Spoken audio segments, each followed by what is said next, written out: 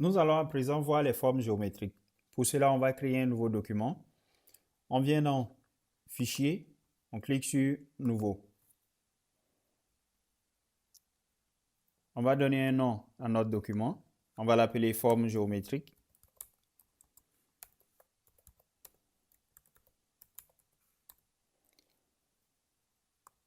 On va lui donner une largeur de 2000 pixels, une hauteur de 1000 pixels, orientation paysage, une résolution de 300 pixels par pouce, mode colorimétrique RGB, 8 bits, arrière-plan blanc.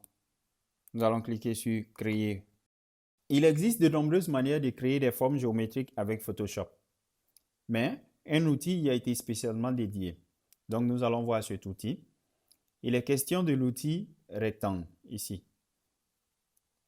Pour voir les variantes de l'outil rectangle, on va maintenir le clic sur l'outil.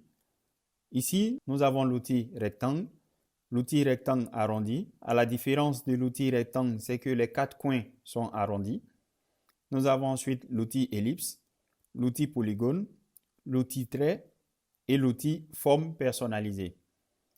Rappelons que la plupart des options de l'outil rectangle existent pour ces variantes, mais aussi ont le même fonctionnement pour celle-ci. Donc nous allons plus travailler avec l'outil rectangle et voir les spécificités de chaque outil. Donc on sélectionne l'outil rectangle. Comme nous l'avons vu précédemment, l'utilisation des calques facilite le travail. Donc chaque fois que nous allons travailler maintenant, nous allons créer un nouveau calque pour chaque élément que nous allons utiliser. Donc pour créer un nouveau calque, on va cliquer ici. On va sélectionner le calque pour s'assurer qu'on est bien sur le calque et que l'élément sera placé sur ce calque. Une des méthodes pour dessiner un rectangle est de maintenir le clic à l'endroit voulu et de tirer le rectangle jusqu'à atteindre les dimensions. Comme vous le voyez, nous avons les dimensions qui s'affichent juste à droite et il faut relâcher. Une fois fait, nous avons la fenêtre des propriétés qui s'affiche ici. Si cette fenêtre ne s'affiche pas, vous pouvez l'afficher dans le menu Fenêtre. Il vous suffit de cocher Propriétés. Nous allons voir une deuxième manière de créer des rectangles. On va créer un nouveau calque. Nous allons cliquer là où nous voulons construire notre rectangle. Nous avons cette fenêtre. Pour créer le rectangle, nous pouvons mettre les dimensions, c'est-à-dire la largeur et la hauteur. La largeur, il est question de cette distance et la hauteur de celle-ci. À partir du centre, cette option crée notre rectangle en considérant le centre comme le point sur lequel nous avons cliqué. Nous allons mettre par exemple 200 pixels sur 100 et nous allons cocher à partir du centre. Vous allez voir le résultat. Comme vous le voyez, c'est ici que nous avons cliqué. Le rectangle est construit à partir de cet endroit avec les dimensions définies. Donc nous allons annuler le deuxième rectangle. On va faire Alt, CTRL, Z. Nous allons supprimer ce calque vide. On le sélectionne, on clique sur la poubelle et on confirme la suppression. Donc nous allons sélectionner le premier rectangle. Maintenant que le rectangle est créé, nous allons voir quelques options de l'outil rectangle qui s'affiche au-dessus ici. D'abord, nous avons les formes prédéfinies. Nous n'avons pas de forme prédéfinie, vous pouvez en créer.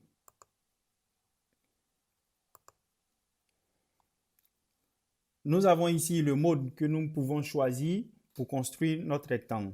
À ce niveau, nous avons forme, tracé, pixel. Ici, nous avons le fond du rectangle. On peut choisir une couleur pour le fond du rectangle à ce niveau. Nous allons choisir le bleu. Vous voyez, dès que je clique sur une couleur, le rectangle est rempli de cette couleur. Nous pouvons choisir également une couleur pour le contour. Ici, nous allons choisir un contour avec ce bleu un peu plus clair. Nous avons également l'épaisseur du contour que nous pouvons modifier soit en saisissant une épaisseur, nous allons mettre 10 pour qu'il soit plus visible, ou bien nous pouvons cliquer sur cette flèche et tirer sur la barre afin de le rendre plus visible. Nous allons revenir à 10 pixels. Ici, nous avons la largeur du rectangle et aussi la hauteur que nous pouvons modifier actuellement. Par exemple, ici, vous voyez, nous pouvons modifier en tirant ou en saisissant la nouvelle hauteur dans le rectangle. Nous allons choisir par exemple 200 pixels. Comme vous le voyez, nous pouvons changer cela. La largeur également, nous allons mettre 500 pixels. Vous voyez que nous avons modifié les dimensions de notre rectangle. Ici, nous avons les opérations sur les tracés. Au niveau de ces opérations, nous pouvons effectuer un nouveau tracé, c'est-à-dire lorsque le premier est choisi, chaque fois que nous allons vouloir créer un rectangle, il va créer automatiquement un calque et mettre le rectangle sur ce nouveau calque. Par exemple, vous voyez ici, nous avons 3 calques. Si je décide de faire un autre rectangle, ici, il crée un nouveau calque sur lequel est déposé ce rectangle. Donc, on va le supprimer.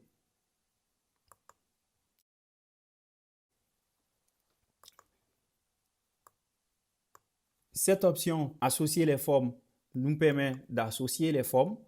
Par exemple, nous allons créer un nouveau calque. Sur ce calque, nous allons dessiner un rectangle.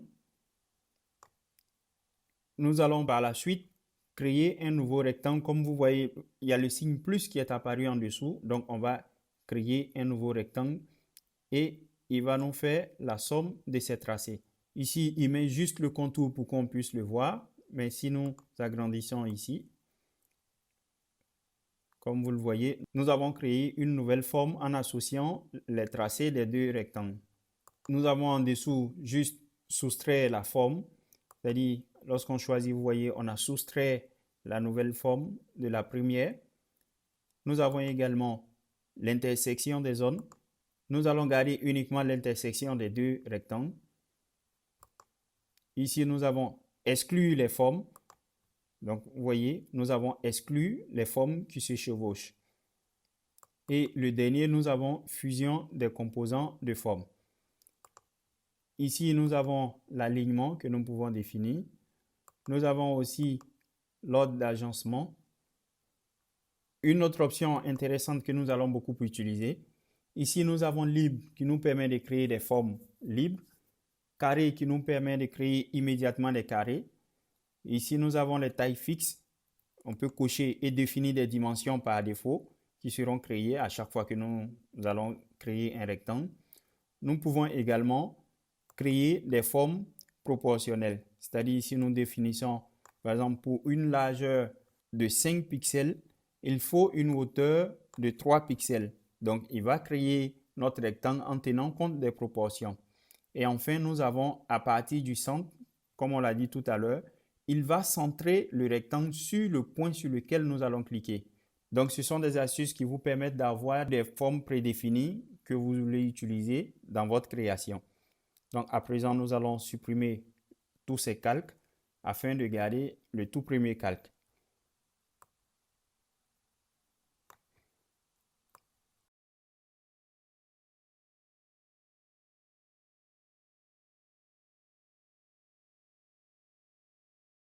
Donc, nous avons vu quelques options concernant l'outil rectangle.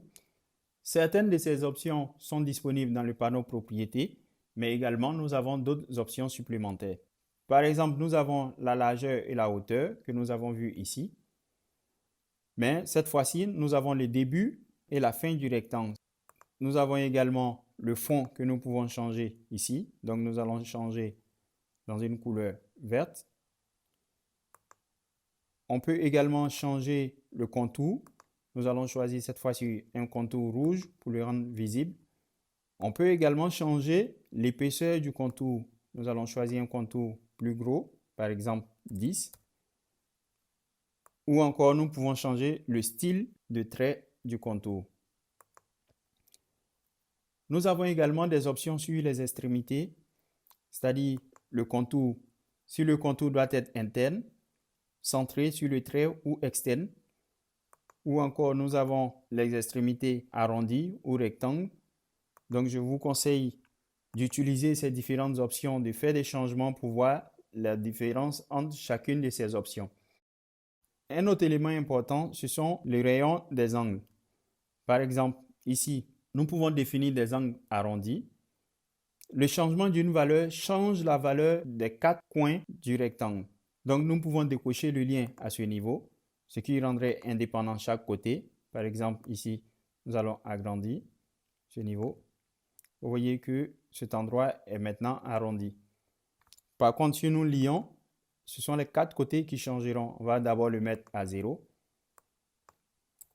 Nous allons activer le lien des 4 angles. Par exemple, on arrondit un angle. Ce sont les 4 angles qui sont arrondis à la fois. Nous avons également les options d'addition, de soustraction, ici d'intersection ou d'exclusion des formes qui se chevauchent que nous pouvons choisir si nous avons différentes formes sur le même calque. Donc voilà présenter l'outil rectangle. Nous allons voir ces différentes variantes. Pour cela, on va mettre cet outil rectangle sur le côté.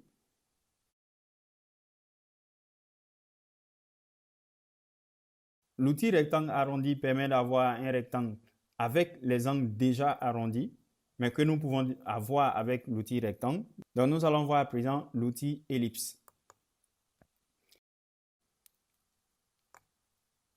Donc l'outil ellipse a les mêmes options que l'outil rectangle, à part les angles. Bien entendu, un ellipse n'a pas d'angle. Donc nous n'avons pas les angles que nous pouvons arrondir. À part cela, toutes les options sont identiques. Cette fois-ci, nous n'allons pas créer un carré, c'est plutôt un cercle que nous pouvons tracer directement. Une autre des méthodes simples pour créer des formes régulières, un cercle ou un carré, c'est de maintenir la touche Shift au cours du tracé. Donc, on va déplacer notre ellipse. On revient sur l'outil ellipse. Je dessine un ellipse. Dès que je maintiens la touche Shift, il se transforme en un cercle. Donc, je peux ainsi dessiner facilement des cercles ou autres objets de forme régulière. Donc, comme vous le constatez, je peux également changer le fond et toutes les options. Donc, nous allons supprimer ce calque. On va voir à présent l'outil polygone. Nous allons créer un nouveau calque. L'outil polygone a les mêmes options que les autres outils de ce groupe. À la différence, nous avons au niveau des paramètres, cette fois-ci le rayon, les angles arrondis ou étoiles et aussi le nombre de côtés. Par exemple, si nous voulons construire un polygone à 5 côtés, nous mettons le chiffre 5 pour dessiner le pentagone. On maintient le clic à ce niveau et je dessine le pentagone. Donc, je peux également définir un contour, un fond. Nous allons définir un fond rouge cette fois-ci avec un contour bleu. Nous allons utiliser 10 pixels pour le rendre plus visible. Nous allons placer notre polygone sur le côté pour voir les autres options. Une option intéressante également, c'est l'option étoile. Ici, nous pouvons par exemple dessiner une étoile. Comme vous le constatez, à la différence, nous avons ici les extrémités dans le premier cas qui sont reliées. Là, nous n'avons plus les extrémités qui sont reliées, mais plutôt des pointes au niveau des extrémités. Donc, nous allons mieux voir les angles arrondis à ce niveau. Comme vous le constatez, cette fois-ci, nous avons une étoile avec des sommets arrondis. Donc, cet outil peut être assez intéressant pour faire des formes personnalisées. Donc, nous allons supprimer ces calques.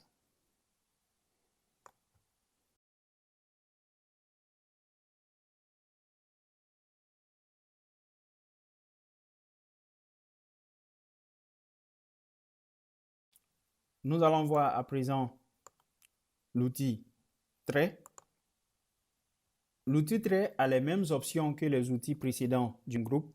Cette fois-ci, à la différence, nous avons au niveau des options des flèches que nous pouvons mettre au début et à la fin du trait, mais également nous pouvons définir l'épaisseur du trait.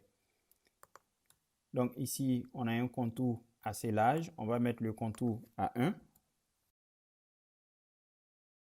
Pour dessiner un trait, il suffit de cliquer à l'endroit voulu et de tirer jusqu'à l'extrémité et de relâcher.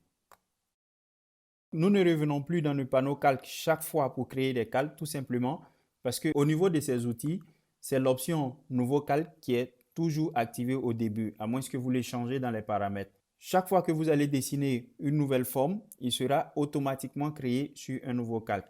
Dans le cas contraire, je vous conseille de créer un calque et de mettre la forme sur ce calque. Nous allons faire un autre trait, cette fois-ci avec une flèche au début. Nous avons la flèche au début du trait. On peut décider d'en mettre également à la fin. Nous pouvons également changer la taille et l'épaisseur de la flèche. La concavité, on va lui mettre par exemple à 30%. Vous allez voir le résultat. On va agrandir. Vous voyez la différence entre les deux flèches. Ici, la concavité est beaucoup plus importante. Pour diminuer, on maintient la touche contrôle et on appuie sur la touche moins du clavier. Donc, nous allons supprimer celle-là. On va également supprimer cette flèche. Et nous allons garder les deux autres flèches.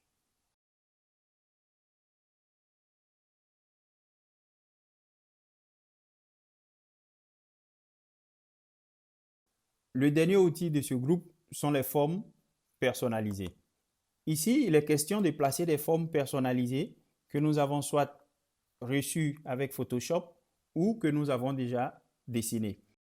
Les formes personnalisées ont les mêmes options que les outils précédents, comme vous le voyez. Cette fois-ci, à la différence, nous avons un menu qui nous permet de consulter l'ensemble des formes prédéfinies déjà disponibles. Nous pouvons décider par exemple de mettre cette infobulle. Dans notre cas, on choisit l'infobulle. Tout comme les autres outils, pour le créer, on clique à l'endroit voulu et on tire. Ça peut être assez intéressant, par exemple pour écrire le message d'un personnage. Donc on peut définir le fond, le contour que nous allons mettre à 10. On va mettre comme couleur de fond du violet.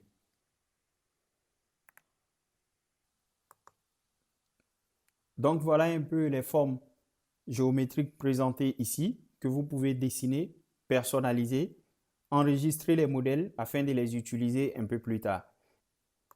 Nous allons voir à présent l'outil texte et ses variantes.